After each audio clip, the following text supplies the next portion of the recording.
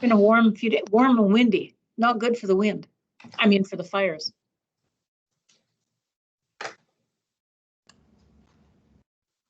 Pretty challenging for sure. There was a nice letter that the city got about the evacuees. Yeah, that was nice. Very positive. It's nice to get letters like that once in a while. Once every 4 years or so.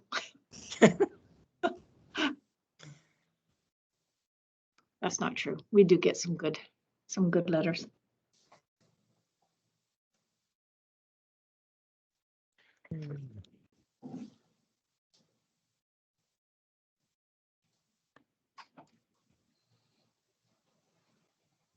Oh, here he is. He's back.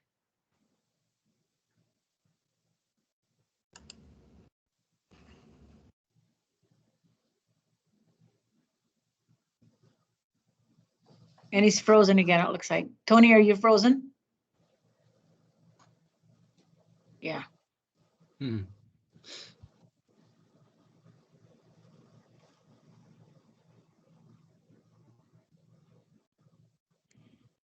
It's a good suggestion. We'll see if we can get a few people to pop off video, and maybe only if you're speaking, you'll jump on.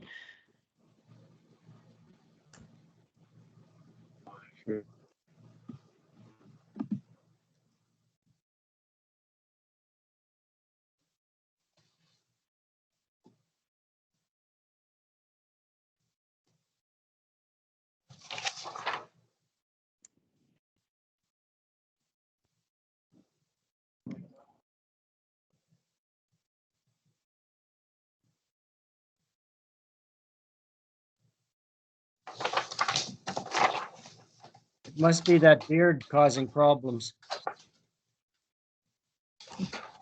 Maybe, eh?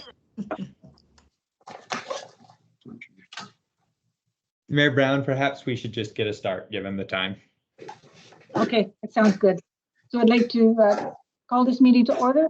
The Economic Development Advisory Committee on Wednesday, July 14th, 2021. We'll go 2.1, the adoption of the minutes. I need a mover and a seconder that the minutes of the Economic Development Committee held on June 16th, 2021 be adopted. Mayor So Brown, moved. Yep. Mayor Brown, can I just jump in here quickly? Yes? There was one minor correction in the minutes that I had sent out that were in the agenda package. It stated incorrectly that May had done the presentation when it was in fact Margaret. So I've changed that in our documents here, but I just wanted to make everyone aware of that change. Okay, thank you. So we'll have a mover and seconder that the minutes of the Economic Development Committee or the alternate version, the revised version. My mind is not going to the right words. Just as amended. As amended, thank you. So moved, Kurt. And seconded? Isla will second it. Isla Jackson. Isla, thank you. And any errors or omissions other than the Margaret May issue? Hearing from none. All those opposed, can you say nay if you're opposed? Hearing none, I'll assume they have been approved, adopted. Thank you. On to new business, 3.1, city parklets. And Ms. Bradshaw has a presentation for us. Jana, are you available? We've actually got Don, who is here with us, and he is going to make the presentation in place of Jenna. And we also have Stephanie that's going to be popping in quickly just to introduce herself as well when we have a few moments. Thank you. Don, Mr. MacArthur, the floor is yours. Yeah, just a few items of note on this. We do have in the existing budget some funds for city center revitalization, and Ms. Bradshaw and I were looking at ways of using that efficiently. And one of those things that we have identified for funding is parklets.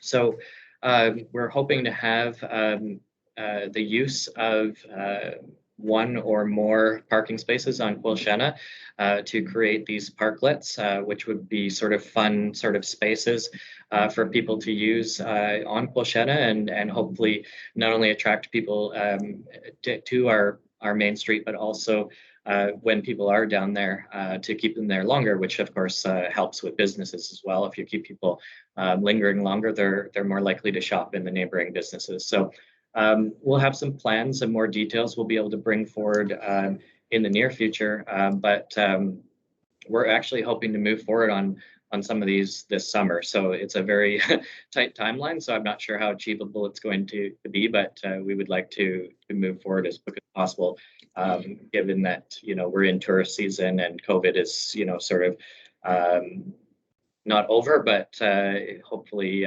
nearing an end. So we are seeing more visitors to our community now. So hopefully that's something we can move forward on. So if there's any more details that you'd like on that, I can certainly provide a bit. But we don't have any site plans or drawings yet, but just some ideas of what we're looking at. Can you explain a little better the term parklet? Sure. Yeah, so a parklet is essentially a small park space, let's call it. So the idea is sort of originated well, there's lots of cities that have done them. You can Google parklet and you'll see some examples. Parklet. They take the form of seating or play spaces or basically anything you can imagine that would be in a park. Take that into a 20-foot by 7-foot space, right? One parking stall. Generally, sometimes they take up 2 parking stalls in some communities, but you're seeing some great examples on the screen right now. We want to make sure that ours are very playful spaces. So we're thinking one might have a music theme, another might have some sort of sports play theme or some sort of kids play structure theme to it. So there's lots of fun things that you can do with them. They can be very budget friendly, or they can be quite expensive depending on how elaborate you go with it. So we're on the bit of the more budget side. So we're hoping to have something that looks great, that can be used by residents and create some fun on our main street, but also be cost efficient with it. So, and they are pilot projects, right? So you set them up for a period of time, and if it goes well, great, maybe it becomes a permanent installation. If not, we can remove it before the winter hits and then try something different in the future. So because we're sort of aiming at the lower end of the budget for parklets, you know, it gives us a lot of flexibility to change and revise and take feedback from the community. So we'll also be consulting with business owners on Quilchena to make sure that they're fine with these structures outside their businesses, because the last thing we want to do is upset business owners if they don't think it's a good fit outside of their business. So yeah, lots of work to do on it, and that's why I don't want to commit to it absolutely being completed for this summer. But we're going to try. We're going to see what we can do and see if we can get something in place, even if it's just one for this summer. But we're hoping to have multiple along Quilchena at some point. So. Thank you for the slideshow. It helped. Did anyone have any questions or comments for Mr. MacArthur? Kurt here.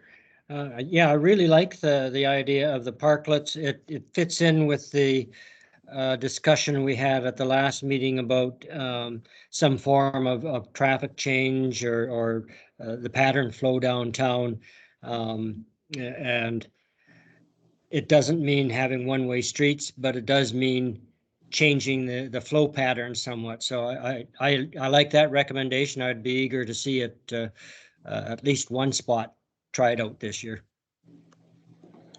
Yeah, that's great, Councillor Christopherson. And one of the things that I wanted to mention as well is that we're keeping in mind the farmers market or other events like the Friday night markets that used to happen, so that if we are closing the street for events, we want to make sure that these parklets aren't in the way of those events. So we're planning it to work around that, especially when it comes to fire access. That's something that we have to maintain. A certain part of the street has to be open for fire trucks in the case of emergency. So we're making sure that however they're designed and where they're placed won't conflict with those events or that emergency response access. So. Good, thank you. Just one word of comment as well. I think this is probably self-evident from the pictures, but parklets are generally seen as one of the greatest ways to enhance pedestrian, encourage pedestrian use in a downtown area. And it's one of the lowest cost ways of doing that as well. As you said, Councillor Christopherson, there are other ways with kind of permanently changing traffic patterns, and do you go to a one-way, do you close down streets? But parklets is a way that it encourages people to sometimes there's tables and seating, and like Don said, you can take and enjoy a meal outside. There's probably ways that we could incorporate it with as Don said, things like farmers market or a night market, so that it actually enhances those experiences as opposed to detracts from them. So we think this is a huge win for the relatively low cost that it would take to make them go. Thank you. And I think Margaret put a comment in there that she loved the idea. Thank you, Margaret. And Carrie, are you looking to speak?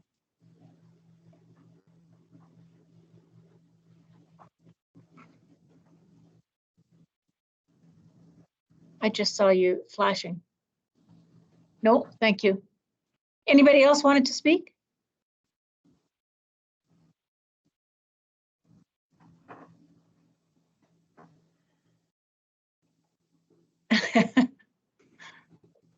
Okay. I have a lot of flashing. Linda, were you going to speak? No. Okay, thank you. It's Joanne here. I'd like to ask a question. Dawn, what about like I'm at the Work BC office, and next to us is like an empty space, and then there's that empty space between the bank and the food bank. And would those get utilized in any way, or I guess you have to talk to the property owners, or? Yeah, thanks, Joanne. That's a bit of a larger conversation because those are privately owned. It happens to be by the same owner, but whether there's an opportunity to use those spaces in future, we would have to look at that. But I think we're trying to do something that we can sort of rapidly implement and create some vibrancy now. But this is just a first foray into increasing the vibrancy on the street. So whether that's additional spaces, additional parklets, patios, we're talking to the food establishments as well in Quashena about potentially having them establish patios. So it's going to be a process over time, right? So an evolution, and whether we can use those spaces or other spaces, we'll just have to play that by ear over time. But yeah, those are conversations that we'll need to have in future. Okay, thank you. Any other comments? And Sean, have you had an update on Tony yet? Has he been able to connect? I haven't spoken with him since. Oh, he's there now. Look Can at you that. can you hear me? We can hear you. Okay, yeah, I'm listening in. So I just don't want to. I'll let you carry on, Mayor Brown, because I just don't want to have that thing cutting out on me. But I am listening in, absolutely. Well, none of us are actually having our video on anyways, Tony. If you do want to take over, we're moving on to 3.2 washroom working group. You're more than welcome to take over. Okay, let's try it, Mayor, and we'll see what happens. And then if it's bad, you just jump right back in again. I'll do that. Thanks. Okay, awesome. All right, so the next, as the mayor has mentioned, that the next item we have on this is the washroom working group. Margaret, I believe you sent a PowerPoint in to Linda, and she's ready to bring that up on the screen. And do you just want to run through that quickly for us?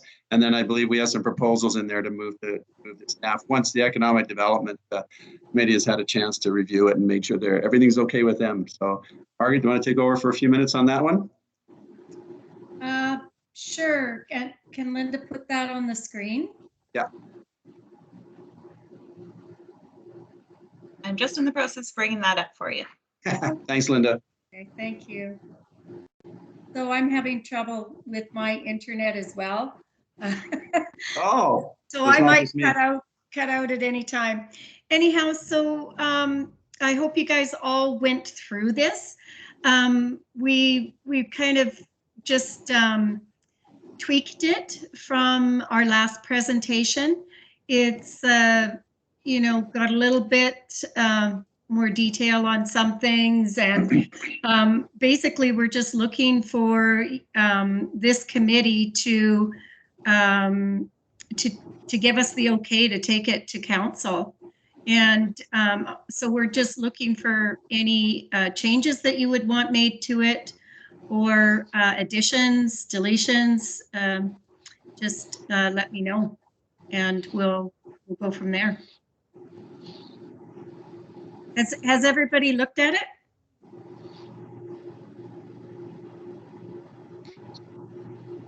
Has anybody not looked at it?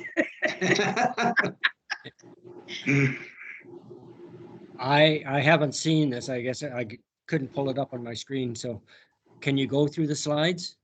Sure, I'll go through the slides. So basically, you know, the first slide is that we, you know, did some research on washrooms, right? And what we've discovered is that COVID-19 really brought forth the problem of lack of washrooms in downtown areas, and we're not the only ones who are experiencing that problem. A lot of different communities are looking to try and rectify it. So we can't just, cities can't just rely on the restaurants and cafes and small businesses to allow people access to washrooms. You know, it's great if they do, but we really need to make sure that there are washrooms within a certain walking distance of each other in a downtown area or in a community. So that's basically what this report is saying. And so we've concluded that it should be a priority in the 2020 budget process for the city to look at this. So if you want to go to the next slide. This one here. Next one, number 2. Just hit return.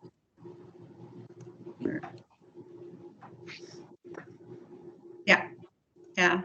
So the next couple of slides are the same as what was in my other report, you know, saying that were several reports that have already gone to the city saying that we really need more visible washrooms to be there for residents and tourists. And so that this is, you know, there's a couple of different reports here, the age-friendly action plan, the tourism asset inventory report. And if you go to the next slide, there were surveys done, and lack of washroom facilities were high on the priority, like top 3 issues. And so it has been brought to light that we really need more washrooms, and that this is hampering our ability to have regular programming downtown for residents and tourists. So anyhow, if you go to the next slide,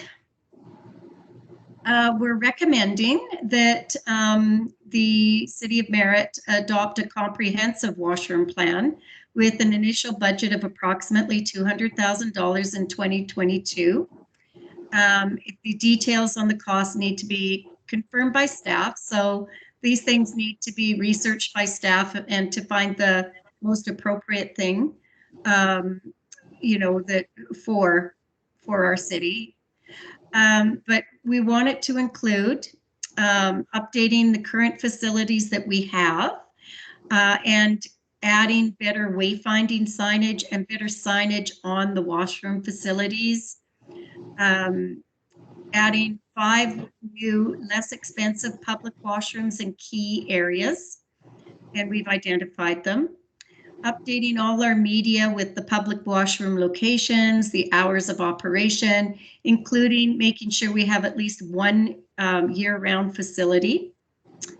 Promoting business participation in the GoHere washroom access program, and that was in the last report as well. Issuing business participation appreciation certificates, and that's especially important up DeWolf Way. For staff to look into researching possible incentives to get small businesses to participate. So instead of them putting no washroom access on their front door,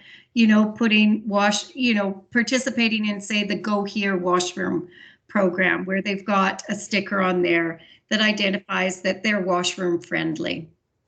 So we don't know exactly what that might be, and how we could make it palatable for all businesses. But, I think that's up this staff really needs to, or somebody needs to contact businesses and see what they would be game for. So next slide. Oh, can I just ask a question there? Yep. If you're going to be trying to encourage businesses to go at it in a friendly manner, are there any incentives or grant programs or anything that would encourage businesses? Because it's probably an added expense to them if it's not just the customers using it, where they've kind of got an eye on who goes in and out, sort of thing. I would think that if you're wanting to encourage businesses to make their washrooms accessible, it might be nice to have some kind of incentive of whether it's I'm not sure what, but. Yeah, there are different, we did look at that, and there are lots of different cities are using different incentives. Some have found that the incentive program works, and others have found that it doesn't work. And some have done it with tax rebates, or just like a stipend, monthly stipend, things like that. So really, we have to find out from our local businesses what would make a difference to them and what they would like to see. The thing with that is, how do you make it equal for everyone? And that could end up being quite a dent in the tax, So it really, staff has to work on the numbers and see what numbers would work for the budget. We just don't have privy to that kind of information. So I hope that answers your question. Yeah, thanks, Ali. That's good information. Okay. So we did an inventory. Margaret, if I can just add in, staff have been talking about that. And once this comes to council and we bring it to staff as a recommendation, then that's the point that they will look into it. Yeah, perfect. So we did an inventory of the different washrooms. We went and looked at various washrooms that are out there. So we went to, Lions Park, Central Park, Rotary Park, the Bailey House, Boat Park, and the Claybanks RV. And we kind of decided which places need what. We also looked at the website for Merit to see how we publicize our washrooms. And there's a listing of our parks, but only one of the parks is described as having a public washroom. So we had to do a walkabout to see what facilities were there. We didn't include 3 of the city facilities that are out there that are on the tourism map. So because, well, there really was no point, but they're city facilities like the Merit Civic Center and the Recreation Center. And I think the other one was actual City Hall. So those were 3 that are on there. Not necessarily, I think, the best for tourism and public washrooms, really. Anyhow, so if we go to the next slide, we discovered that the gaps. So we needed something that was, within walking distance, and where different people congregate for events and recreation. So the places that we are suggesting that we have public additional washrooms are at Spirit Square, either outside or in the current building that is there, whatever staff thinks is going to be the most cost efficient and feasible. We had different people that we talked to had different opinions about that building, whether the empty side could actually be refitted reasonably for washrooms. If it can, that's great. Otherwise, we thought it would be appropriate to do it outside on the back of the building that faces into the alleyway. And we wanted 2 washrooms there, and they could be, unisex washrooms, both of them. Then also the city property that's across from Claybanks RV. That's where, there's trail access and the overflow area for the RV park. It's a really great starting point for a lot of people and ending point for walks and things like that, and access to the river. So we really thought that 2 toilets would be appropriate in that location as well. And it also helps with the city RV park when they've got overflow in that area. The other is 1 toilet over at the Bailey House. And we know that the Bailey House currently has a toilet inside the Tourist Information Center in their storage room, which just is not very appropriate for a lot of public going in and out. They keep things that they're selling and stuff, and I don't know, it's just not really great. So we're thinking if we could get 1 on the property outside, maybe in the back area, if city were, if the city can figure out a proper location that they can tie into water and sewer, that would be great. Next slide. Can I interject for just a moment? You bet. So one thing in relation to the 2 toilets that you had talked about having at the site where we have the overflow for Claybanks right now, the plan that was developed for the West Merritt Active Transportation Plan actually did have a bathroom as part of that plan. In talking with the consultant and the funders, the idea was that we may not be able to include it as part of that project at this time because of the scope of the project, the scope of the grant, sorry, and that we would have more likelihood of success if we were to submit the application without it. But that is something that as staff, we still think is a need for that area as well. And so we've actually got the plan for where a potential location for a bathroom could go there. And I think that you're bang on with that being a potential spot. Oh, Yeah, great. thanks for that, Sean, because that's exactly what we're thinking. We were thinking that was part of the active transportation plan anyway, and to get bathrooms there sooner than later would be really good. But we can follow that process for sure with the grant application.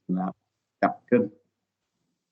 Question of the committee members, and perhaps you get into this, but acknowledging that it's a $200,000 proposal for 2022, was there any idea that some of these were higher priority than others, and that other ones might be able to kind of look for grant funding options, or was the idea that they would all be funded up front? Well, sorry, go ahead, Tony. Oh, no, so I think our first preference would be, of course, if we get all grant funding for all these washrooms, it would be fantastic. But I think, Margaret, correct me if I'm wrong, but I think the biggest priority will be Spirit Square, because there's a lot of programming that doesn't get done and everything there, because I think with what we believe is with the bathrooms not there. So I think that would be our #1 priority. And then I think Bailey House would be #2. And then your Claybanks would be #3. Is that what you're looking for, Sean? Kind of like an order? Just so staff are aware of it, ultimately council is going to be the one that dictates obviously.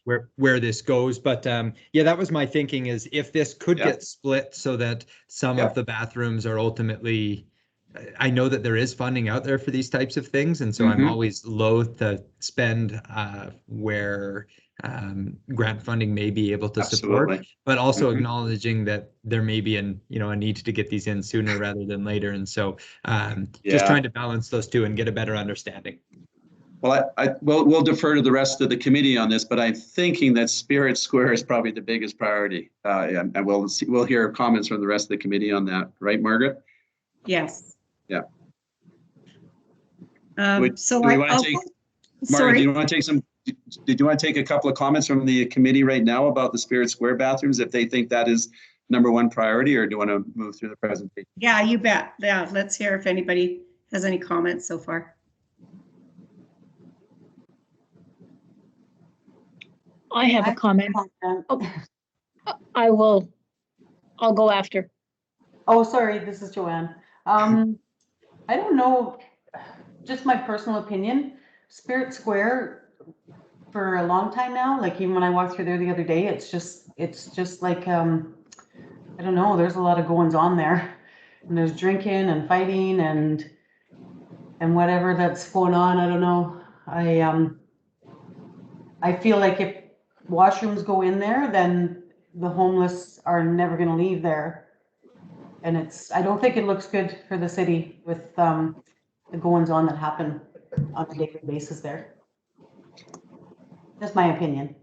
Yeah, we really looked at that, Joanne, and discussed it with a lot of different people. And, I think consensus was that the more public and more variety of people and events that we can have happening in Spirit Square, it will drive the other, people out of that area, and they'll find somewhere else.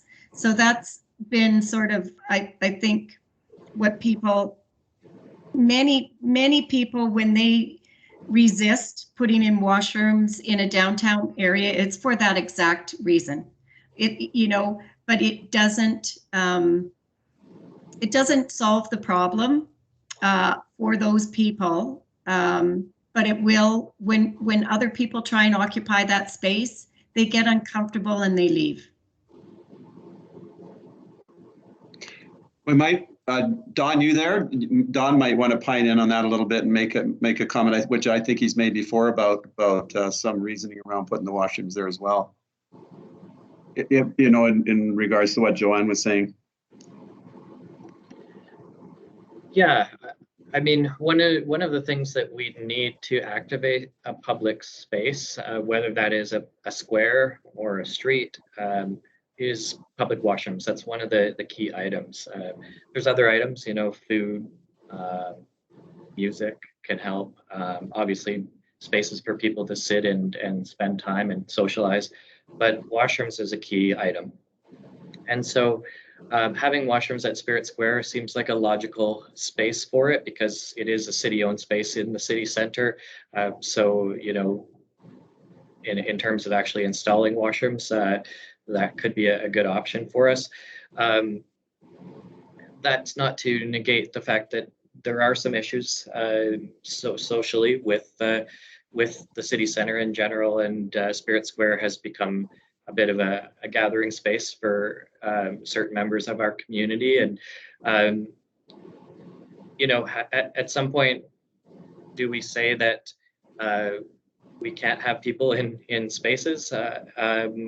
Or do we say, well, these are members of our community and we need to sort of help them with some of their social, issues that are facing them, and sort of accept people as part of the community. And so I think we need to be a bit empathetic in that regard, but certainly we also want families to come downtown. And so if people aren't feeling safe and secure, then that can hinder people from doing that. So it's a complicated situation that we need to address, but it's bigger than just design or where we put washrooms. It's also about challenges facing individuals. And so But in terms of activating a space like Spirit Square, washrooms is a key component. We wouldn't be able to have music in the square on a regular basis. We wouldn't be able to have people there, you know, whether it's sitting, enjoying and having food, or, you know, having food trucks there or whatever. If you don't have a washroom, it makes it really difficult to do that. So I think washrooms there it's really needed, but also that's not ultimately to my decision. That's up to council and the committee as well. So I'll just leave it there, but certainly there's good reason to have washrooms there. Well, thanks for that, Don. May I say something? Yeah. The committee looking at Spirit Square has also struggled with this because a lot depends on what the usage of Spirit Square is going to be. And if we're just thinking of it as an entertainment place for concerts, that's probably not enough. But again, washrooms are pretty crucial to doing that. But we also need, if we want Spirit Square to be used by the community, it has to have multiple uses, and Dawn has mentioned a few of them, such as a nice place to have lunch, whether there's food trucks there or whatever. And a critical part of that, and we'll bring this up later in the meeting, is there has to be some shade at that spot as well. So a lot depends on what kind of use we want to encourage at Spirit Square. Good comments, Kurt. Yeah. Yep, for sure. All good feedback, you know. These are all considerations, right? And but the fact is, we're looking at washrooms, not trying to fix the social problems really. Right now, we're just trying to figure out a way that people can have access to washrooms conveniently in downtown and around Merritt. And if I can add to that, Mr. MacArthur talked to the actual empathy that we need for this population as well. And not only for this population, but for the other businesses and homeowners that have to deal with us not having, or this group not having access to a washroom downtown. If they had access to a washroom, it may be an inconvenience to us in some ways, but there won't be, they won't be using the city downtown area as a toilet anymore. So exactly. That may end up having some negative impacts, but I think overall it may be beneficial to that particular population. I just want to ask again, where you're putting it in Spirit Square? On the back of the building, when you say the vacant area of the building, are you talking about inside the building? Yeah. Yeah, so there's a boardroom in there, but I don't know that there's room for an additional toilet area inside. If it goes anywhere, my preference is to see it go outside somewhere. The building itself is already used. Yeah, we tended to the outside, but I think it was Don, maybe in his presentation, had said something about there was an area in there, but I could be mistaken. Yeah, so when we talked about it, we discussed about the possibility of repurposing the building, which would be a discussion with the community policing office and whether they would need to have obviously we would need a new space for them. So if we were going to have a food space and a washroom space in that existing building, the existing tenant, the existing users, which is the community policing office, would have to be really relocated. So that's a bigger conversation because we don't currently have another space for them to move to. So if we were wanting to keep the community policing office in that building, we wouldn't be able to repurpose the space. It's already being used. So it's that's sort of the conversation there. So if we wanted the washrooms in the building, we need to then talk about where is CPO going. So. And we need to note too that they've only moved a couple of years ago to that space. Exactly. Yeah. Yeah. So like when we discussed it initially, like our preference was for the washrooms to be outside, not inside the building. But we felt that city staff would have to investigate that and come up with the best solution. I actually appreciate that. I think that when this comes back, having a little bit of flexibility to look at the best solutions moving forward, we always appreciate having that, because we know what the solution needs to be, and there can often be multiple ways to get there. So I'm actually really grateful that you've left it open. Yeah, good. Yeah. Maybe in the interest of time, Margaret, we got to fly through these slides here so the other groups can have their presentation as well. So that'd be good. Can I also talk about the Claybanks one? Oh, yes. You're talking about a very small kind of portable-like structure. I personally would like to see something much different. Number one, something much different in our downtown core, but also something much different in our Claybanks Park, because I have a vision of that Claybanks Park being a beautiful park, and it needs a bigger and better washroom than a $25,000, let's just use this on a temporary basis kind of thing. So I like the idea that it needs to be there, but I'm not so sure I'm keen on the design of the one we've picked, just because it's the most expensive or least expensive one. I think we need to look at having staff review what the options are available to what that washroom may look like. Yeah. So a little, let's just continue with the presentation and I'll get to that. Okay. Can you go to the next slide? Yeah. So we also discussed exit 286, and this has not changed much from our initial, but we really felt that something needed to happen there. We wanted staff to look into a temporary solution until the development takes place there. So to work with the Spyam Holdings to see if we can put a couple of porta potties there and use an Indigenous company if possible, and work with the provincial government to recoup the maintenance costs for it and make sure that it's year-round access. And also put an informational map there showing the locations of other restrooms in and around Merritt, and on that can be a QR code to the City of Merritt Tourist Information Center in the Parks page. Next slide.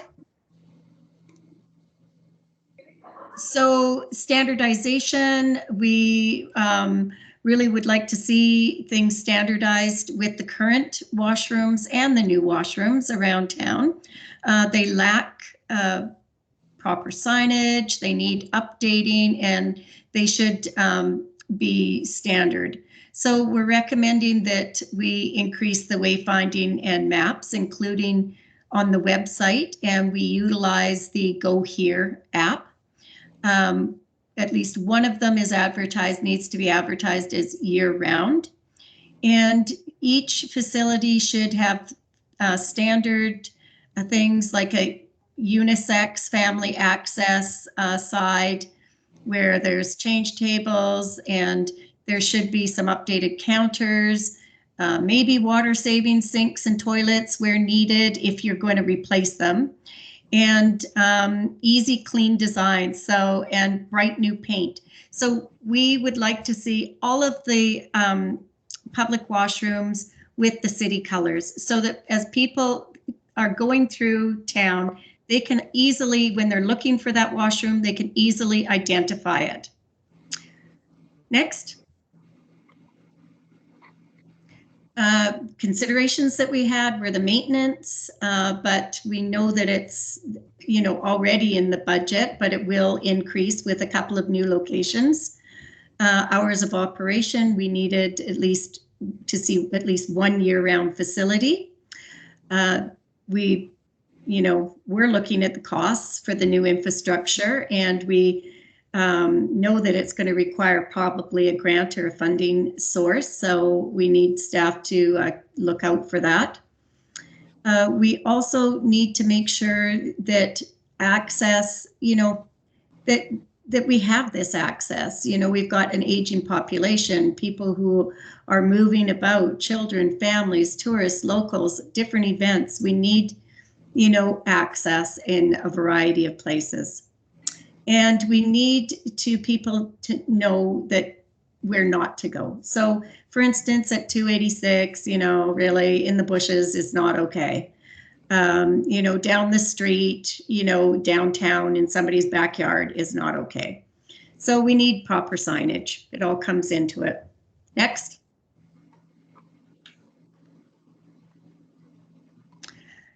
So we looked at different prefabricated washrooms, and we did come up with the LECO. It was suggested, and it is, they can be modified. So the colors can be modified. They can come with, the sink and the, everything connected to the sewer and water, and, they can be nice, Linda. So they don't need to be the standard, look exactly like what you see on the side of the road that's an outdoor biffy. But there are others that are, not too much more, like there's a huge price range, right?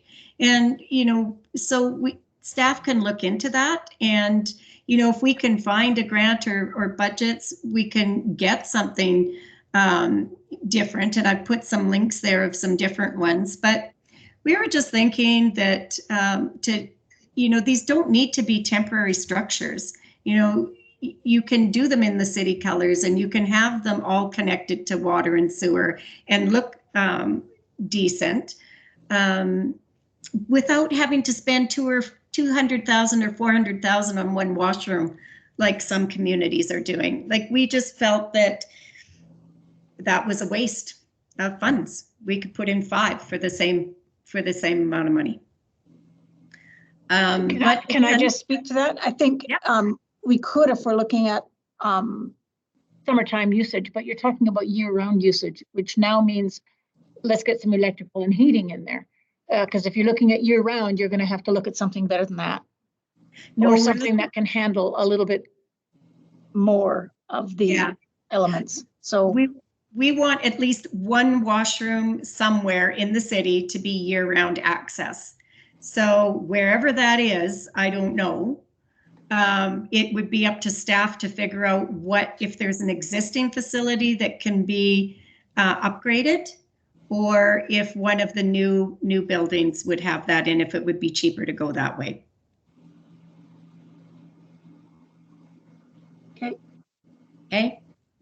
Okay, next. So if you Google in Merritt public washrooms, there's only the city facility that comes up, and Kerry Ware for some reason. So, if you look at some of the other, Kelowna, Kamloops, Vancouver, different cities, they've got great maps and things online that show, all the different washrooms that are available around town on a map, and easy directions through Google Maps to get to each one. So people can kind of plan ahead when they're visiting the community where they can access washrooms. So we're suggesting we do the same thing. So if you go next. So it just, this is Merritt's tourism website. I believe it should include a tab for public washrooms. So places to stay, places, to go. I don't know how they would want to do it, but right now on the website, there is no indication of what washrooms or where you could go. Next. Linda, can you take off that document that's on there? You've got a Word document up on the screen as well. Sorry, that's my minutes that I was trying to take, so I close that. Okay, yep, that's good. Just go back a slide. Hold on.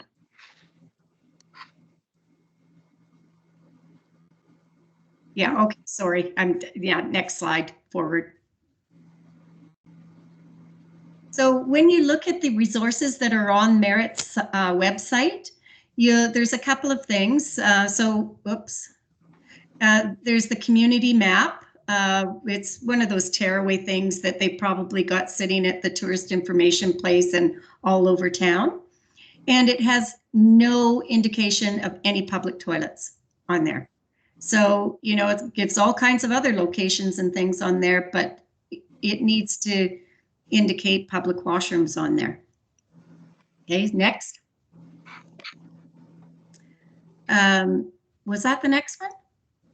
Okay, no, yeah, that. So also the tourism map, there's another one on there, which I believe is a trifold maybe, that must be out and about. So it shows the City Hall, Civic Center, Bailey House, and the Aquatic Center for public washrooms. But we've got a lot of other parks, 6 other places that people could potentially go to the washroom, and they are not on this map. So this is something else that really needs to be updated. Next. If we get involved in the GoHere washroom access program, we will have all of our washrooms online. So when somebody Googles public toilets near me, all the locations in town of our public washrooms will come up. So we really need to try and promote business participation in this and city participation in this. Next. And we did discuss DeWolf and Bellshaw area uptown, and they have, we need to recognize they've been the mainstay for bathroom access in the community, especially during COVID. So we were thinking that, giving them appreciation certificates and some sort of acknowledgement for providing washroom facilities would be great. Along with the other incentives, maybe they want to, we want to offer them incentives as well. But this is where it kind of got blurry when you're talking about giving tax rebates or things like that to everybody who provides a public washroom in the city. How do you, do you give that to Timmy's and to McDonald's and to the Esso station and everybody up that way, as well as everybody downtown? So we thought it got a little bit, convoluted, so it's something that staff just needs to look at and see if they can figure out a way to make it work. But businesses would need to be canvassed. And we will really encourage all those businesses as well to participate in the GoHere washroom access program. That means they get their location online and, a sticker and everything that shows that they're providing public washroom access. Next. So when we're talking about funding, we thought that, putting the upgrades and maintenance and the online asset upgrades in the budget for 2022 at a bare minimum. So that means the new paint and the upgrades in the current washrooms and, the location and updating the website and the tourism assets, all of those things. The new infrastructure, some ideas that we had were to approach the larger businesses as partners.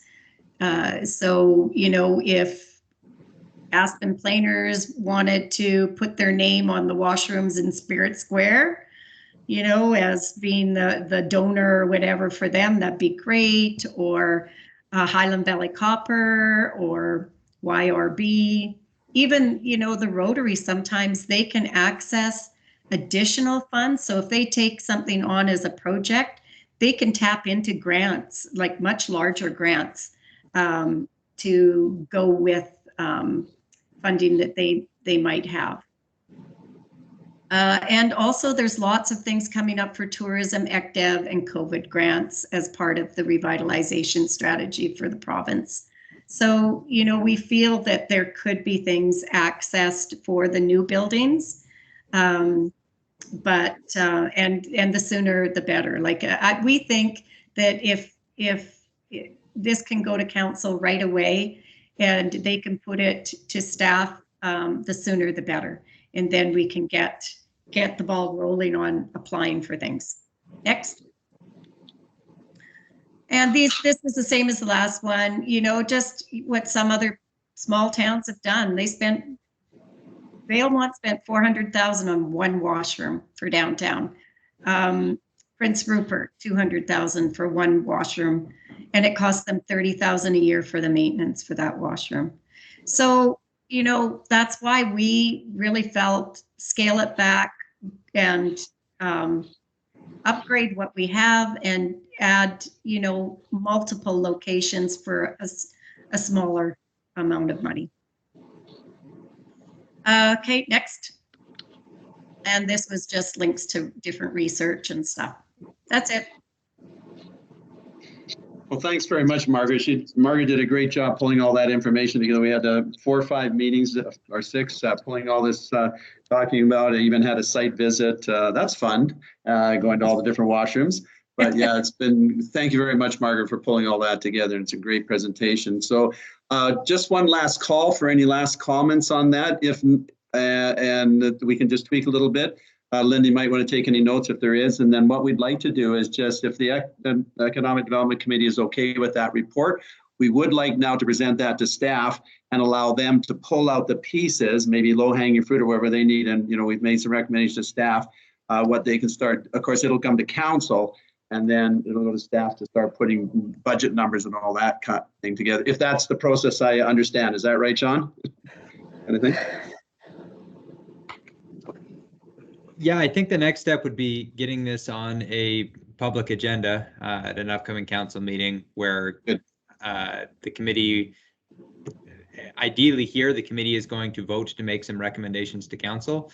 And it would be that you could probably even just pull up the one sheet that you had, but that the committee recommends to council that staff investigate 5 locations for bathrooms, these different bathroom types, and let's say it's the GoHere app or something along those lines. But I think that ideally a recommendation would come formally from this committee so that council just has a mechanism to consider it. And realistically, we can actually probably still get it on the July 20th agenda. So, well, that would be really good. Yeah. So Margaret, sorry, anybody on the other rest of the committee have any other comments to make on that presentation or any other thoughts? I know there's some challenges about the Spirit Square bathrooms, but which we were aware of. But if there are any other comments that somebody would like to make before we move a motion to move it to this council. Oh, the one, I do have a comment, Tony. It was about the 286 exit. mm-hmm. As much as we would like to have washrooms up there, it's, Yeah, I know, I hear you. You know, we've asked the government to come along and do something. We can actually go lobby again, and ask them to put in the portables that they said they were going to put in, but to ask Spyam and Hamilton Hill, Palomino Estates to put in something that may end up being a permanent structure, or I guess you're looking at temporary. It's not their land that it would go on either. So this is strictly the ministry side to it. Ministry of Highways. And we can work with them to find some solution somehow. Yeah, and I think that's all our recommendation is at that particular point. We got some other priorities there, but that is certainly one we want to look at. So we'll leave that with staff to see what they can do and do some more lobbying there for sure. I think that's a good comment. Good. If I don't hear any other comments, then Margaret, maybe I get you to move a motion then, because I'm chair, so I can't. I'd like to move a motion. That especially as Sean said, that one page with those recommendations on. If we can get that, I think that would be great. Yeah. So I'm not too sure how to word a motion like that.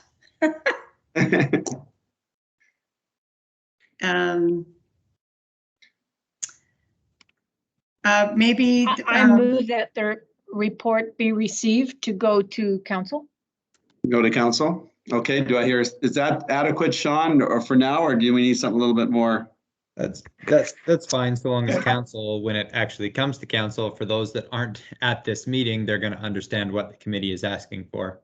Some councilors would need to fill the gaps, but It's Yeah. Bev, and I'll second that. Okay, sounds good. So any last additional comments? So we can probably pull that apart. I think, Sean, you know the page we're talking about. So if we do it at that page with the recommendations on it, at least that can go to council, and we may have to give some background on that as well, right? that'll work just fine. Good, thank you. So do we won't go for yays, we'll go, is there any nays on the motion? If not, then motion is moved, and we'll move that to council and to staff and to council. Thanks, everyone. Really appreciate the comments and the feedback. So let's, I think we've made some big steps on that committee. So that's good. Linda, I've lost the agenda here. Which committee is next, or which work group is next? Is it this? Just let me bring that back up again. Is it the mall Spirit committee? Square. Spirit Square. Okay, who's chairing? Kurt, is that you that's chairing the Spirit Square one? Yes, Okay, are you presenting, or?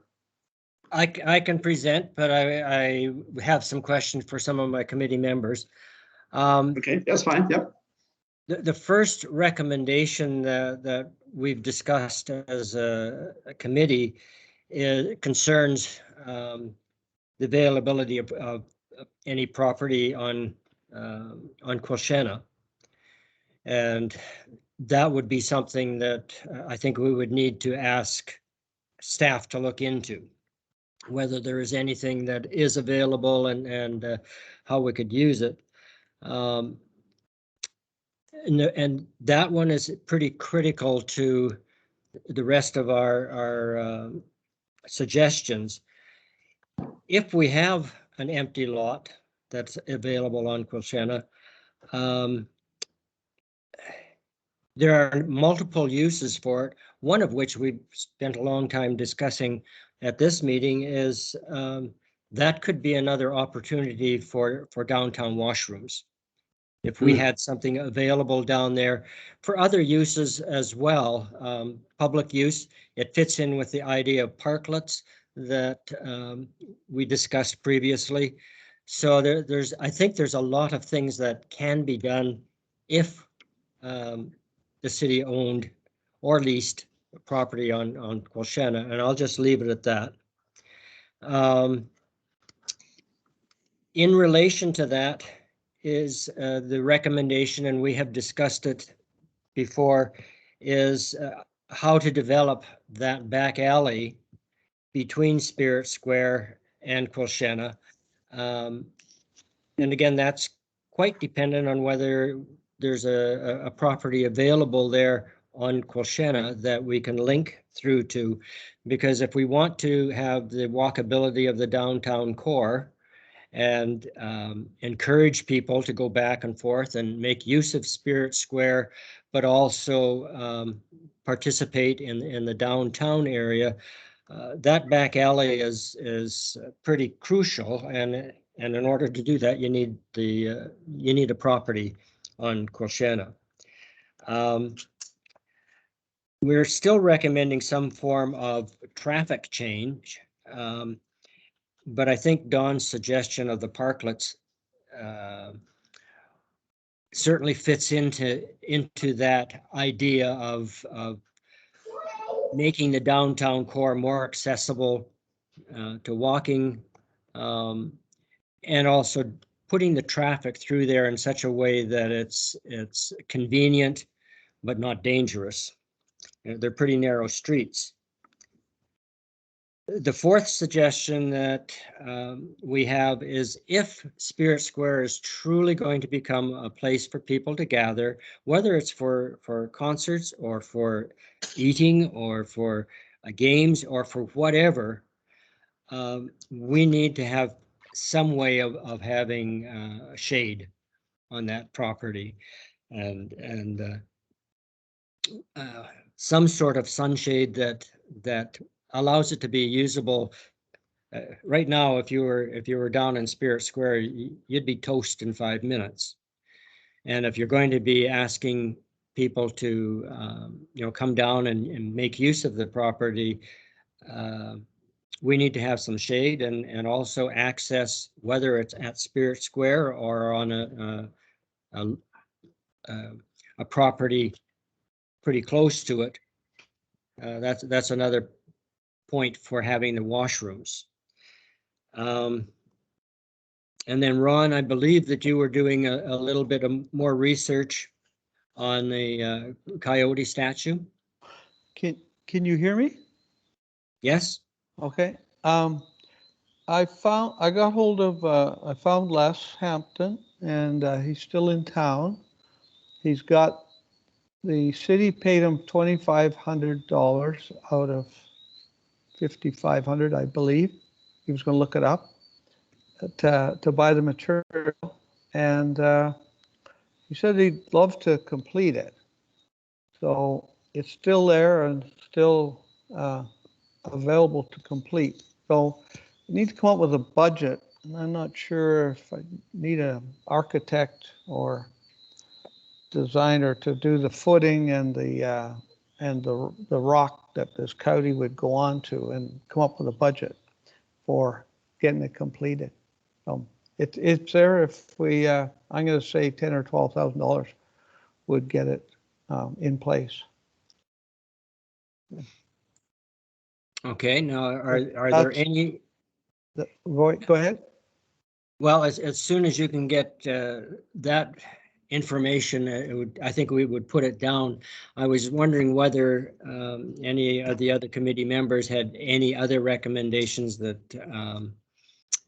I may have glossed over too quickly. I think probably the 5 things that I mentioned, the purchase of the property and the, as a possible location for the washroom as well, the coyote statue, I have no idea how it would cost out doing the back alley. Another comment on that alley. I had a call yesterday, and the people that own the old Canada Cafe, they've asked for us to do a big cleanup for them in their yard, their backyard. And they own 2 lots there together. So there's going to be some, looks like to me, some improvements there soon. A big part of that is them 2 houses. So they're between the empty lot and the square. So they've asked your company, Ron, to do the cleanup? Oh, okay. Yeah. Oh, So okay. I thought they were asking the city to do that. Yeah. Really? no, Why? they're asking us to do it. And I think we've given them a price, and it's a substantial little project that would really help the look of the alley. It'd be a real good start. Oh, wow. Yeah. That sounds good. So with the coyote, is it okay if I jump in with just a couple questions, Ron? Yep. First, it sounds like the cost isn't going to be prohibitive here. So if kind of the committee sees that as being something that we wanted to move forward with, Dawn, with what we've already kind of got earmarked for the 100,000, would we be able to accommodate an additional 10,000 within the budget that we already have for this year?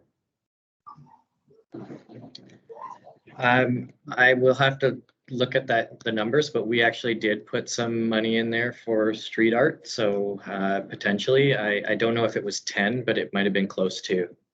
Yeah, I don't want to, it's not a firm commitment at this point right now, but what I would say is I think we may have the dollars in there for this year without having any budget amendment that goes to council. It may just be a juggling of some of the other projects that we had in mind, but if you kind of see a way that if the committee sees a way that we can and should be expediting that project, we may be able to fund it this year. Okay. I just found out yesterday all this information. He actually sent me a sketch of what he's doing. So it's there. Does the city, who would I go to for some architectural or like landscaping type design? Dawn or Sean? if it's truly like, you know, artistic architectural and landscaping, we don't probably have somebody in the city. I would ordinarily say public works, but I'm going to be really candid. That's probably more pour a slab and whip something on it than it is kind of. So we would probably need to engage someone outside the city for, you know, a specific rock work design, if that is what's envisioned. Yeah, I think we should have And a concept. I have a question for Ron regarding the coyote statute. Who paid the 2,500 initially? Was that through a city grant to a society? It came from the city, and there was money earmarked to finish it and mount it, and also the salmon for the fountain were those two little things. And there was a bunch of plaques that were supposed to go up to recognize contributors to the square. So those three items got dropped off on the tail end after election. So, but the money was there somewhere in your building at that time. The money was there, but Yeah. we don't put aside money for things like that. If there's a grant and somebody's applied for a grant, then yes, we will provide. And it sounded like we provided 2,500 of that. And that money was provided to the individual? Yes. And now he wants 10 or 12 more? No, he wants the total cost for the coyote was he thinks it's 5,500. He'll find the invoice probably. So there's 3,000 still owing to finish it. But he bought the granite with the 2,500. So then it needs a proper stone, one of them coyote egg stones, and then the story has to be resurrected that goes along with it, and then some kind of a pedestal for it, and just make it so it looks complete. So where's the 10 to 12,000 additional dollars coming from? Like what is that for? I think we need 3,000 for him to finish it, and then I think we need another $5,000 to get the rock and the structure and the plaque to get it mounted onto. So the coyote will go on a rock with a pedestal and a story, and that hole has to be filled in with some kind of a concrete type. So did the society ever bring back a report to council to say this is what we've spent on it? This is how much we still owe on that? Is there documentation in our files? I don't think you'll be able to find that. I doubt it. We'll be able to find that we paid the 2,500. Should be able to. The and there should be a grant in aid request. Sorry, what? The city was distributing the funds. That was part of the, Norm Brigden and I were part of that. We'd have to submit for payments and that. Yeah. Okay. Your worship, I don't know which grant it came from, but there was all them grants involved, but the city had the actual purse strings on it. So it's probably grants in aid then? It wasn't, no, I don't think so. I think it was one of the Spirit Square grants. So in the interest of time, we mainly have to leave that with staff. And if we can get some kind of estimate from the artist, is it Les? I'll get more information, Tony. That would be good, Ron, and then get that to Sean and to Dawn. Yeah, I just got it, and I'll get some more on it right away. Yeah, and you should probably look at, because our recommendation was the washrooms were not to take the fountain out and keep the fountain. Well, we didn't say to keep the fountain, but certainly that looks like it's going to be staying. So it, might as well get some estimate of the fish too for that, and let's finish the job, right? Kind of thing. Yeah, this was as a separate piece. Sorry, Kurt. We need to talk about the health implications for that fountain, and I think that's why it was turned off to begin with. Yeah. So, Kurt, you want to carry on? One more thing. Both of these initiatives were part of the Aboriginal history to the valley, right? That's what they were driven by, and so it'd be nice to have something in there. And the coyote would cover it, and the fish we can work on. If it doesn't work, it doesn't work. Yeah, okay. Kurt, do you want to carry on then? Well, I was just wondering how, do we need a motion to put forth our recommendations, or Linda, do you just have those down and they will go to council? There's basically the 5 issues that we were looking at. So I've made note of the 5 issues. If you wanted to make a recommendation, we can certainly do that if that's your prerogative. If that's what you would like. Again, I'm just going to jump in and say I think we should. Let's have recommendations. So we've got a great paper trail of what the committee is asking of council, and that way we'll have a great trail for what council is asking staff. Okay, Excellent. so you've got all of those recorded, do you, Linda? And I'll just make the motion then to have them go to council. That the 5 recommendations be forwarded to council for consideration? Yes. Okay. Unless there was something that I've missed out that any of the other committee members want to ask about. This is Isla, and I would like to hear what the story is so that we can know what the story is. So if it represents the town and its history, and because when I think of the coyote, I always think of the trickster, and I'm wondering if I don't want to pull that out into our like, as representing us. Okay, this is like 12 years ago probably that I've been around this valley forever and seen all of this and thought I heard all of the stories. But when we went to get permission from the elders with the Upper Indian Band to pick up one of those volcanic rocks that you see on lawn decorations around town, and I've moved and buried and done all kinds of things with them over the years. This elder, and I'll find out who it is, I think Les will have it, or Amber, she told me this story about the coyote eggs, and it's like a fable, but it's a really intriguing story of the coyote and those rocks and the eggs, coyote eggs. And I don't remember enough of it to elaborate on it, but it's very, very unique. And I've talked to lots of natives. They've never heard of it, but the Upper Nicola elders have the background in their. There may be ownership issues dealing with local stories, so that would have to be checked out to make sure that we didn't step on anyone's toes and so on. Oh, well, that's what I was doing. I had to go to all these meetings to get permission to pick up a rock. Otherwise, we were going to have to make a plastic one. You know, but the stories are very often owned by families and so on. So I think Isla has raised a point that we just want to make sure that we are home. We'd have to do that, but it came through NVIT and came through all the proper channels. So I did spend a bunch of work on it at the time. So, yeah. We'll have to regurgitate it, dig it up. Good, thank you, Ron. Do you want to call for a vote on your motion there, Kurt? So is everybody familiar with what we're voting on? Any other questions for Kurt and his committee? Do we have a seconder on that? Oh, yeah, good point. Do we have a seconder on the motion? I'll second it. Okay. Okay. For the record, who moved it?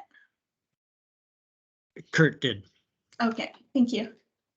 Kurt did and Ron seconded. Any, especially from the committee, is there any other comments from the committee? Or the work group? All right. I'll call a question then. Any nays? Appears the motion is passed, and that we look forward to bringing that to council. That'll be great. Thank you, everyone. They're working on the Spirit Square Committee. There's some good recommendations there, and we're looking forward to moving forward with some of those. That'd be great. All right, last presentation for today would be the pedestrian mall. And Isla, I understand that you're going to be doing the presentation. Hi, guys. Joanne, I just want to let you know that I know that you want to do the resolution, so I'll just do a couple words because we talked about visitors. May and Joanne and I were just getting to know each other, so We use the topic of what does our Quashana Street look like to visitors when they come. And I found out that May and Joanne have a history that they've already explored this territory, and they were very successful in about 2009 is in inviting visitors in a special way that they advertised our town and then made it so that it was a campaign to offer a visit to the town, and then advertised that the visitors came, they toured them, and it was a lot of fun and extremely successful. And I realized that I think I may have heard of Merritt about that time in 2009 and visited. It could have been just through that advertising and then returned and made it my home. So I feel caught up in that. And the idea was that visitors, when you invite people, the concept is that you spruce up the joint because somebody's coming to visit. So you display your best and do your best. I brought up the idea that it doesn't have to be local or BC. It can be a world. You can look into the world, and I brought papers about a tribal people in Northeast India and said cultural exchange. They do a dance called at a Chaptarku festival that's similar to the 100 drums that the natives within our vicinities do. And I just thought, just toying with the idea of who could come.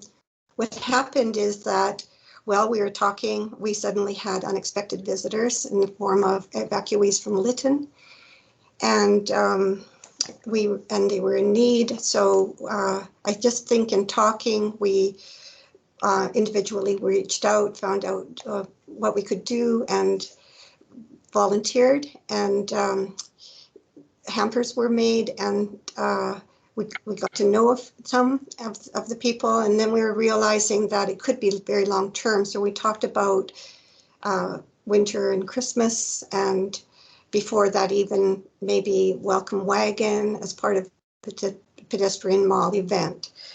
One of the talks was talking about a festival that was sort of like Fanam that's in Quebec, and when just the laughter and the memories about times shared that were successful, that they had a tug of war between fire department and hockey teams, and crepes being made, and toffee made in the snow and stuff like that. Made us really, we started talking about how much we love Merritt and how glad we are to be here. One of the things that we are going to use as a tool, explore further, is that there was a man, Roger Brooks, who came to town.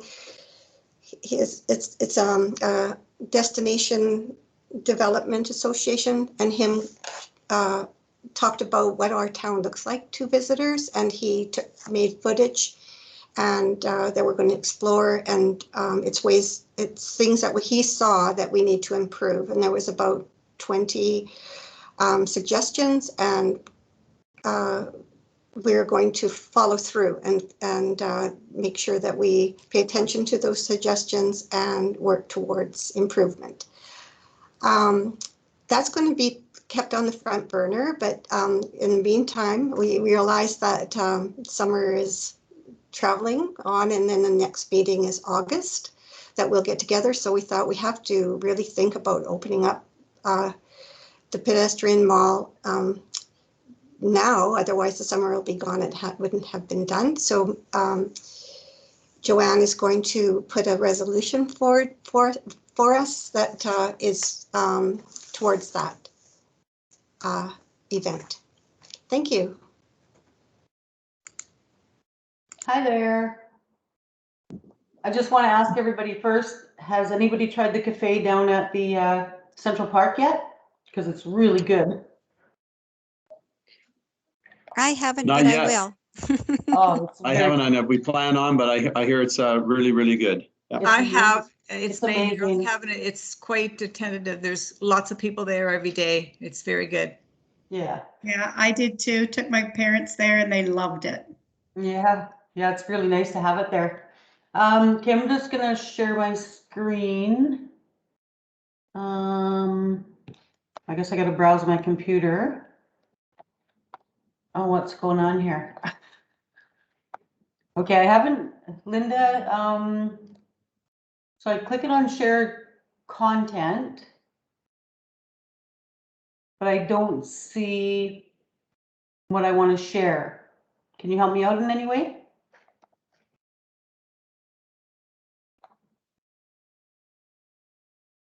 Is Linda there? Linda Brick, are you there? There we go. So to share your content, you click on the share content up at the top, right hand next to the leave button.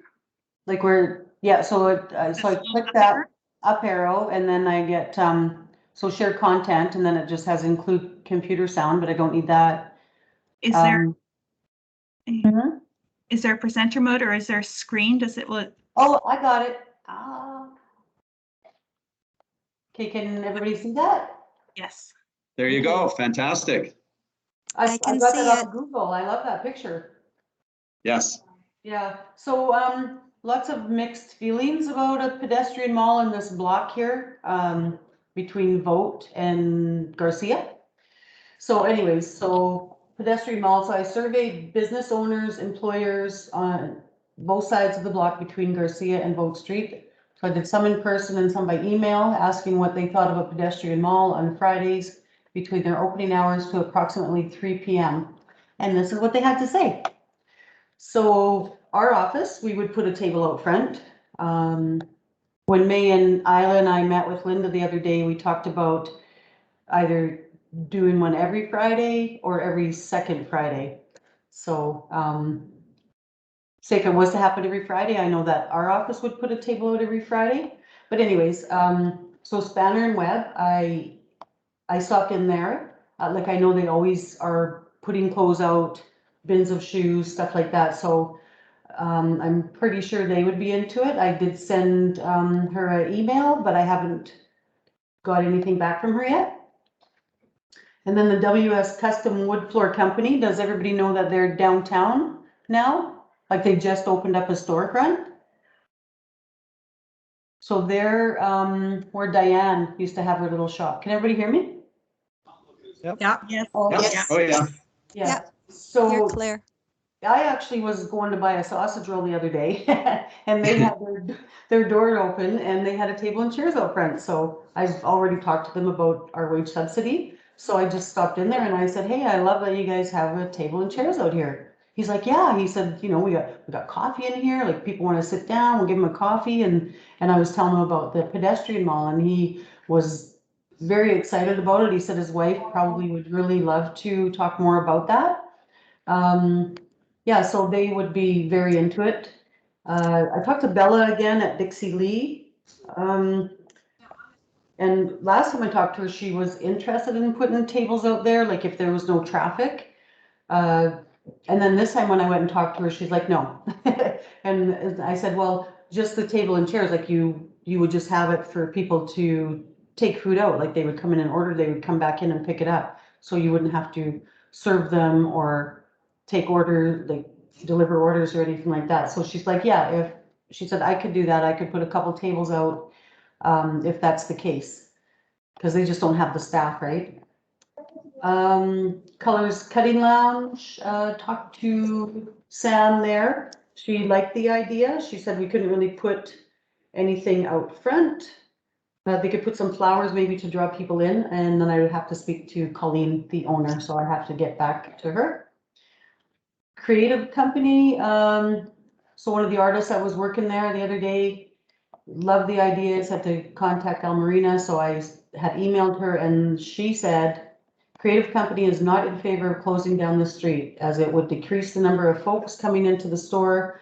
It would also be a burden as our staffing requirements would go up to supervise anything we placed outside. So not in favor. Fields, the employees there liked the idea, but their manager wasn't in, so I have to go talk to her. They're concerned that they would have to keep an eye at all times. Like, they said Fridays though, they do have 3 staff. So that might be an option. So I still have to contact that manager. The lemonade stand, just like no hesitation, like yes, for sure. We would love for that to happen. And then the gift shop, I forget the name of that gift shop down at the end next to the lemonade stand there, or next to Panago, I think it is.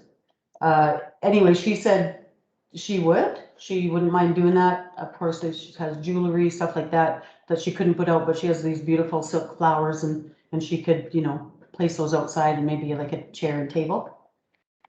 So Black's Pharmacy had stopped in the other day, talked to Helen. She thought it was a good idea, but I had to talk to Blaine. So he replied to me, I'm not in favor of closing the street during our business hours. It is difficult to access our store on a regular day for seniors and people with restricted mobility. When people can't access my store, they will go somewhere else. I can't afford to restrict access to our store. Thank you for considering the consequences to our business. And Miss Vicky, I called her towards the end of the day yesterday and talked to her about it, and she is a yes and a no, and I just want to, and then she kind of unloaded on me about how she's feeling. So she wanted me to let everybody know in the meeting today. So she had a lot to say about the downtown to revitalize it. She said she's put flowers out in the past, and I think she still does, but she has had to chase people down because they've stolen the flowers from her. She's had dog poo right outside her door that she almost stepped in, and people walking by almost stepped in. She would like to see skateboards and bicycles banned from the sidewalks. She's almost been hit a few times backing out of her door to take deliveries out. She'd like to see the downtown cleaned up more. I'm echoing here. She would like to see the streets swept and garbage cleaned up on a more regular basis. Maybe decorative cylinder ash trees in the areas downtown for cigarette butts. Because she said the wind seems to blow over to her side, and there's just constant cigarette butts all over the place. I guess apparently a couple weeks ago there was a fire at a garbage can outside of Fields, and she's not sure if somebody threw a butt in there or what happened there. And said she would like to see the gutters be cleaned on a more regular basis, like to see the panhandling, drinking, and drugging be attended to with the presence of a police officer downtown on a regular basis, and that if we are going to do the pedestrian mall, it would be nice to have a police officer present throughout the day. And she wanted to quote, "The downtown can't stay like it is if we expect any growth." And then the other, like Stars Beauty Shop, the Old Canada Cafe, there's like a variety of food going in there. Like there's Greek and there's a few other ones. So that'll be interesting when that opens up. Sun Country Optical, I still have to talk to Country Hall of Fame and to Panago. But yeah, so there just seems to be a lot of mixed feelings. I personally don't think that it would be ready to be a go in August. I think there's still a lot more work to be done, and maybe we have to approach it differently. I was in touch with Ryan Booth from the Chamber and asked if they were thinking about doing any like the Friday night markets, and he said they are toying with the idea of doing a weekend market, but right now they're focusing on their annual general meeting. So yeah, I still got to talk to more business owners, but if anybody else has anything to say. Joanne, I think Don has a comment. He's got his hand up there. Don? Okay, I just have to. Oh. Okay. Yeah, thanks, Joanne. That's great information. And I'm wondering if you might be able to share it with me, because we have Stephanie Moore, our new economic recovery advisor, who will be speaking with businesses downtown. Yeah, actually, we're meeting with her. She's coming to our office on Monday and meeting with myself and my manager, Deb Petrovich. Perfect, yeah. And also Jana, who's our planner as well, who will be obviously working on some streetscape items here. I wanted to mention as well that the new restaurant that's opening, the UK Spice, we're talking with UK them. Spice, great, yeah. Yeah, so we're talking with them. They're excited about potentially doing a patio out front of their place as well. Oh, yeah, I've heard that is most of the wonderful. comments. Yeah, most of the comments that you had here, I've heard before, and so it's great though if we could have that to have for reference. Sure, I'll send it to you. Do you want me to CC Linda as well? Yeah, that'd be great. Okay. Yeah, and yeah, hopefully, it sounds like most of the businesses are supportive. Obviously, there's a few that have some concerns. So if we can sort of look at how we might be able to address those concerns, maybe we can, have more buy-in there. So. Yeah, I think it would be important though, like when Isla, May and I and Linda met the other day, I was mentioning that it would be nice, like when Vicky mentioned having a police officer downtown, that would be great, but even just like a security guard type guy, like say if it does end up being a go and people have their wares out on the sidewalk or whatever, you have somebody walking around so the store owners feel safe that things are being watched over. Yeah, and a lot of business improvement associations have those sorts of things in place. And obviously, it's something from the city side, we would like to have more conversations over the next while about a BIA being set up. And Stephanie will be part of that, but possibly, also our economic development manager who we're trying to hire. So those are the types of things that can quite often be funded by a BIA. So, but that's for a little bit down the road. Yeah. I got a couple other people here with their hands up. I think I saw Margaret, your hand up first, I think. You want to go ahead? Oh, yeah, I just wanted to say thank you for actually going and talking to people and and reaching out to them rather than us just making assumptions on things. So it's really, really good information to work from. And, I totally get exactly what they're saying, the ones that were on the fence about it or plaques, pharmacy saying no. But I think that, if we think creatively and keep the communication lines open, we can probably overcome that somehow with find a solution. So, even if things didn't start till 5 o'clock when they close or whatever, but I do understand the concerns there. Yeah, anyhow, thank you. Thank you, Margaret. Yeah, somebody did mention that to me before I went to Blacks. They said they won't be in favor of it, but yeah, maybe have to think about doing something like later on in the day. I don't know. I would love to just see, I'd like to see it happen at least once a month or something, Yeah, or unless something can happen with the alleyway so that, their clients know that, during these hours they have to go down. But when I look at, say, my mom and dad who are in their 90s who still drive, if they had to come and get their prescriptions and they use Blacks, if they had to come and do something different, they couldn't do it. Like they just don't have the capacity to understand changes like that and to be comfortable with them. So I get it. Yeah, and Stephanie just typed that the chamber indicated that the preference for weekend Saturday markets, and yeah, that's yeah, they had a few last year and they weren't bad, but a lot of places are closed downtown on a Saturday. So in my mind, I'm just thinking it'd be nice to just promote the downtown businesses, the ones that are open for people to go in. I don't know.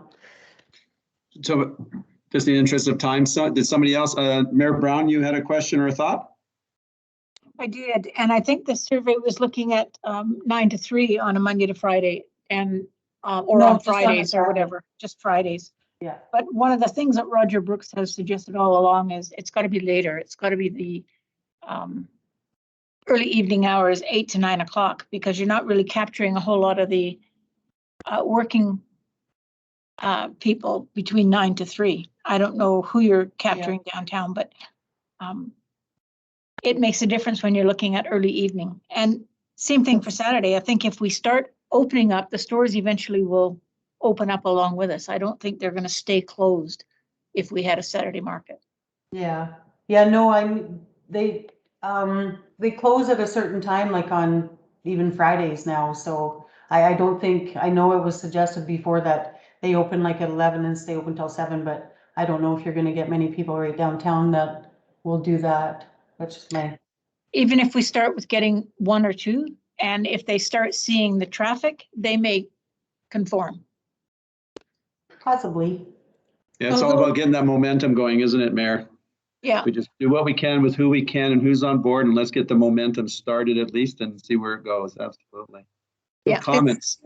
It's true, but can I just say that if you don't get enough people on board, it won't make a difference at all. And people Absolutely. just think, well, this isn't working, right? Yeah. Yeah.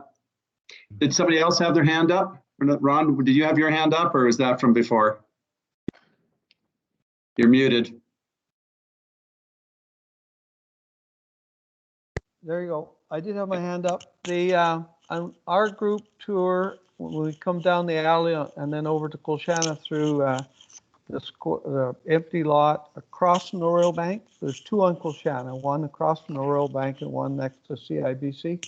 And the discussion on the one next across from the Royal Bank was possible parking lot for either vehicles when the streets are shut down, or buses, if there was buses in town.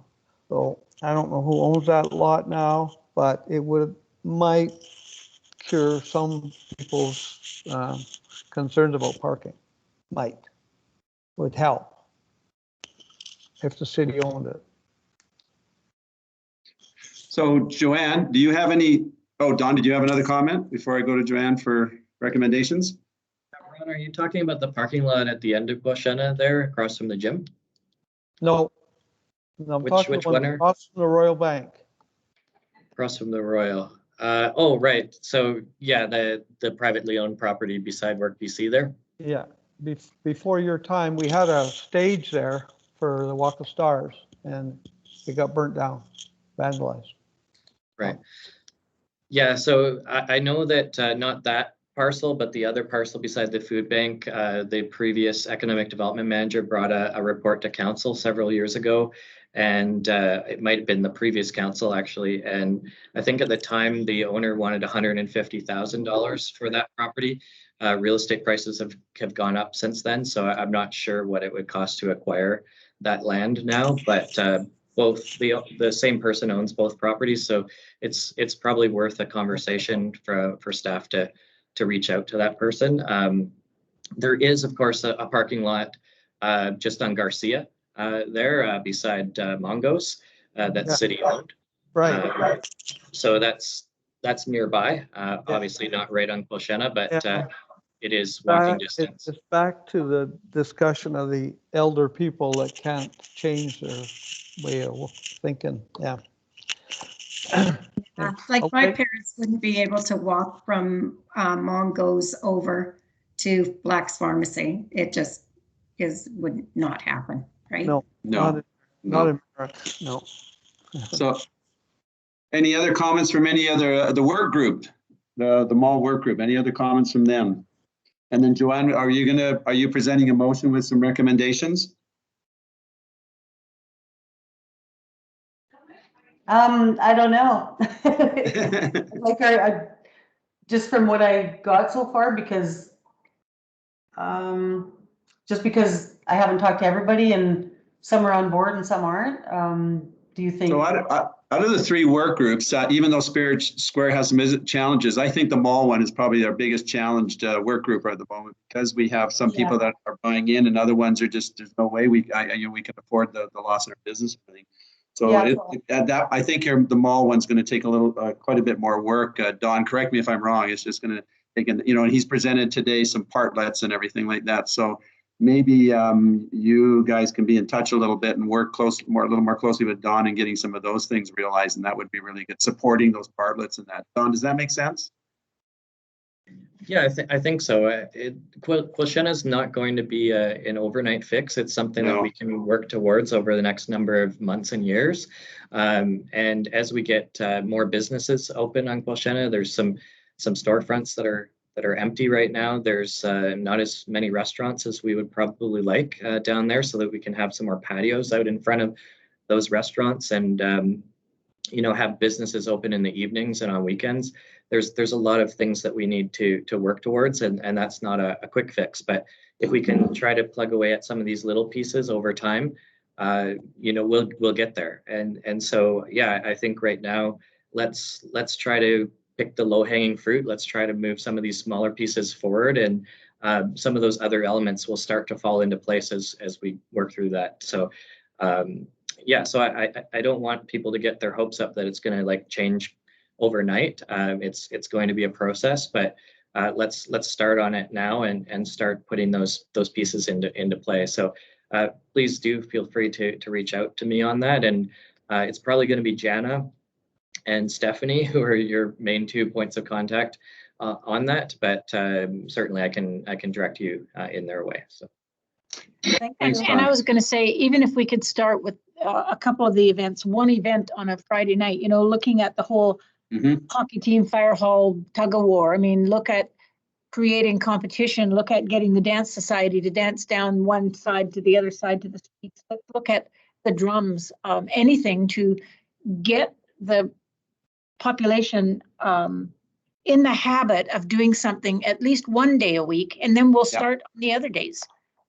Yeah, absolutely. I think that's a great idea, Linda, or Mayor Brown. There was we had a client that come in here, I don't know, some months ago, but he's a DJ and he's from Jamaica. And I said, you should talk to the city about maybe, doing music in the park or something. And then I said, we should have a downtown dance party with the DJ. And I think I think that would be really awesome. I think the town would love it. And you just think of just all the little kids, it could just be such a big family event, and he plays everything. Yeah. I think that's a good thing to think about too, to add to that list. Yeah, the word is vibrancy. We need some vibrancy down there, don't we? So any of these kind of things would be great. And and staff has become very cooperative in helping us get to these endpoints for sure. I mean, you look at a year and a half ago, you weren't allowed to even talk about street areas to be able to fence off and have for street patios and things like that. But here, COVID has given us an opportunity to try a whole bunch of these things, and it's been very, very good for us to do that. So. And Don himself has said, we need to experiment. Let's not be afraid to experiment a little bit. I think that's really exciting for our downtown. Stephanie, you had a comment? Yeah, I'll turn on my mic and my video just so those who haven't met me can see me. I didn't get a chance to introduce myself, but in my new role as the Economic Recovery Advisor, I do have some deliverables around the pedestrian mall. So I'm very thankful to Joanne and Isla and everyone else who's working on that project. You've done some work for me, but I am here to work on that as well. So I think we will definitely see at least one. I think Dawn and I talked about potentially 3, looking at going into even October to do 1 per month. So yeah. Just hello. Do you want to take a minute and introduce yourself, Stephanie? Tell us a little bit about you. I think you were should have been on the front end, but if everybody's okay with that, just take a minute, Stephanie. Yeah, for sure. We had some technical difficulties at the beginning, so I think it was just kind of missed. That's okay. Yeah, so for those who don't know, I actually have been working with the city for about 8 months prior to now as the grants coordinator, and we applied for a grant under the Economic Development Department through the Economic Trust of the Southern Interior for their Rural Business and Community Recovery Program, which is provincially funded. And the grant application and the opportunity presented to hire a person as what we are calling the Economic Recovery Advisor, and I was fortunate to be the selected candidate. And so now I'm moving into that role, or I have moved into that role. I'm doing tons of research, watching all your previous meetings to catch up.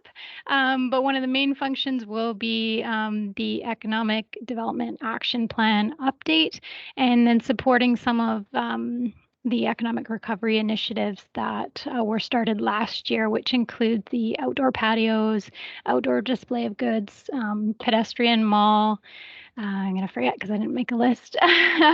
But lots of the other initiatives that are going on. So it's great to have this committee and hear all the research and work that you guys have been doing as well. And definitely be looking for your input and feedback when we get into the community engagement for the Economic Development Recovery Action Plan. Awesome. Thank you, Stephanie. Thank you. All right. So the feeling I'm getting, Joanne, is you really don't have a recommendation to move forward, but it sounds like we've made some connections here with Stephanie and with Dawn to work together, those parklets and a few things like that. And I correct me if I'm wrong, but I think maybe we leave it at that for now. And your community work group, which is, as Margaret said, thank you very much for going down and talking to some of those businesses, and letting them know that we're listening to them and helping them out down there and seeing what we could do down there. So Yeah. is that a fair statement, Joanne? Sorry? Oh, sorry. I was going to say, I actually kind of killed two birds with one stone because I took out some wage subsidy packages too and dropped them off at some of the businesses. Well, there you go. Absolutely. BC and the city of Merritt. Yeah. So let's leave it with that for now, and then work with Dawn and Stephanie and getting those parklets moving forward and a few things like that, and then looking at every Friday or every second Friday piece put together, and we'll get back to that maybe in September when we have another meeting. Sounds good, Tony. Thank you. Okay, good. Thanks, guys. Everybody so listen, we're almost at 5 o'clock here. And so I'd just like to wrap up unless anybody else has any other comments. I don't think we had anything else on the agenda but those. Does anybody have any last comments about any of the work groups that they may have thought, oh, I should have thought about that back then, but no? Awesome. Okay, great. So just to wrap up then, nobody ever said that this was going to be easy, especially when you look at the mall piece, but in the end, it'll definitely be worth it. I think we're looking at really doing some improvements downtown and around the city here. And I'm really, I don't know how you're feeling, the rest of this committee, I'm really feeling good about our committee here and getting things done and moving forward here and making some recommendation to staff and to council. And it's quite exciting to get the level of involvement that we have right now. So just keep up the great work, and thank you so much for all that work you've been doing. And it's very exciting. Thank you, Margaret. She just put a yes, very exciting, and I agree with her. I think we're back on track here with this revitalization of the community, not just downtown, the whole community. So thanks everyone for everything. Mayor Brown, did you want to have one last comment before we go, or we'll say good night? No, I don't have any other comment, but thank you all for your input, and it'll come back to council, and we'll try to make some of this happen. Yeah, we're really excited. You. Yeah, and thank you, Sean, for we're going to get some of this maybe even in the July meeting. That would be fantastic. So yeah, we will take these recommendations and we will get them on the July 20th agenda. Perfect. Thanks, everyone. Have a great rest of your. Before we leave, Linda Brick, next meeting. I think. Do you think we should have one in August, or should we give the committee a break for August? The next meeting is scheduled for September 29th. 29th? Is that soon enough, late enough? I was figuring with vacation, we'll give everybody August off. We got some things happening. Council's got things a little bit before we get some stuff back from them. So do we want to leave the meeting till September 20th? Is everybody okay with that date? Do I hear any nays? Okay, then let's continue with that. Then the next meeting, September 29th. Is that what you said, Linda, 29th? That's correct. Okay, great. Awesome, everyone. We'll have a great rest of the summer. Let's hope that we get some rain and the heat turns down a little bit. So have fun, everyone. Thank you very much. Hi, everyone. I just had one little comment. Yeah. I'm from the Merritt District Chamber of Commerce. If you want me to turn on my camera, that's fine. If not, that's fine as well. Go ahead. Well, we do have our AGM coming up, and I just wanted to give a little shout out for everyone here. If you guys can attend, it's on the 28th of this month, 6 to 8 p.m. at Central Park on Woke Street. If you guys can attend, we'd really appreciate it. It's a fun night out, so I'm pretty sure we're going to have a lot of fun. And yeah, thank you so much. Sorry, Nora, where was the location again? Central Park on Woke. Central Park. Yes.